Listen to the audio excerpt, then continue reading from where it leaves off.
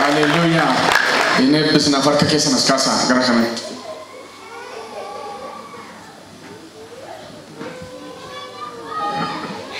Farka keessa naskasa. Gooftaa galanni siif haa ta'u. Dhala kan namaa laatu sidhaa maqaan kee eebbifamu. Akkuma Daawititti dubbatte nan eebbisa. Maqaa Gooftaa Yesuusiin dhalli isaaniif kennite kun eebba haa ta'u.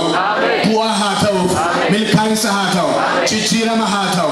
Sin kadhadha maqaa Goofticha maqaa Yesuusiin akkuma daa'imni kun mana isaanii galee jireenyi isaanii manni isaanii gaa'illi isaanii haa eebbifamu. Waan taaraa harka isaanii haa galu. Harka keessan askaasa harka keessan galeera ilaani. Janne dabala harka keessan galeera ilaani. Waan qabatamaadha kuni tacabbaciidha waanuma ijaan ijatti mul'atu askaasa harka keessan kana malee eebbi addaa harka keessan haa galu.